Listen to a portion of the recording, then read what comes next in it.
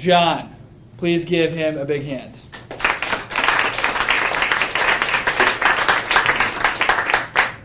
Hi. So it's 2011 and Athens is burning, but sort of, partially burning. And it's 6:30 p.m. and I walk into a ticket office for the ferry and I say I want the next ticket on the next boat to Paros, which is where I was living at the time. And the guy says, yeah, no worries, that's €30. It leaves at 7:25. I look at my watch, I'm like, oh, righteous, time for dinner. On the boat in an hour, home by midnight. Sweet. So, no, you mean 7:25 a.m. Like, all right, cool. I can sleep at the port. That's fine. It's like an airport, no air, a lot of water.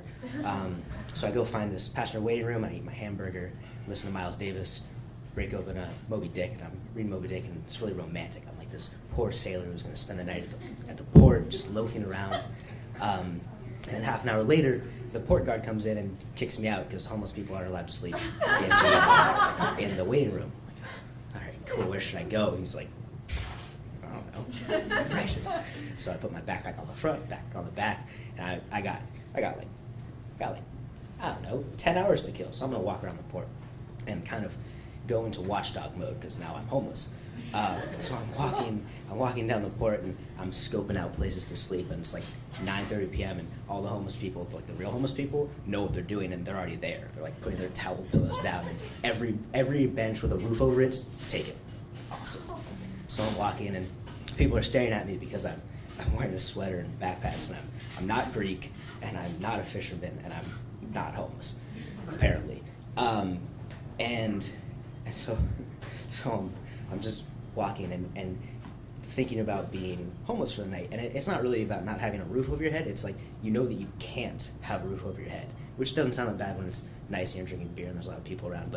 But when you're alone in a burning city where every sign looks like a George Lucas sign from Star Wars, like you can't read it, it's all alien scrawl, and you're just totally lost, and the language just sounds like the Peanuts.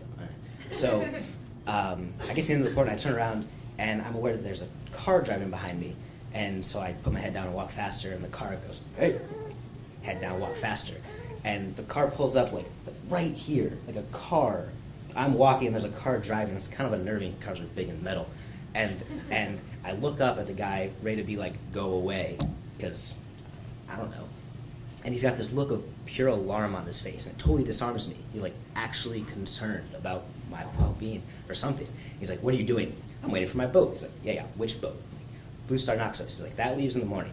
I know that. He's like, listen, the lights are going to turn off in half an hour. Broken English, mind you. Lights will turn off in half an hour, and then strange people, you understand me? Strange people will come. And, you know, they will rob or worse.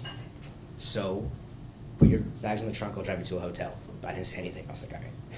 Go to the back of my bags, and he starts talking to me, and he drives me to this hotel. And I'm like kind of freaking out now because a Greek guy's like, you're not safe.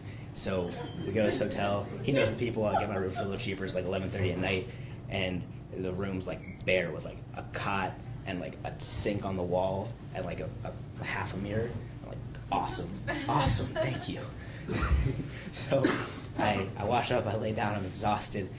I turn the lights out, and all of a sudden it's black, and I'm back in the port, and I'm on watch, and my mind's racing, and I'm like looking. I'm like eyes closed in the bed, but I'm looking around, like making sure no one's there, and I like can't fall asleep. So I turn the lights back on, and I had to sleep with the lights on, because as a self-reliant person, you think that you can kind of handle everything by yourself, but obviously I couldn't. I was totally lost without this universal entropy and this. You know, if I had stopped to tie my shoe, maybe I wouldn't have met this cab driver, and I would still be in the port at 1 a.m.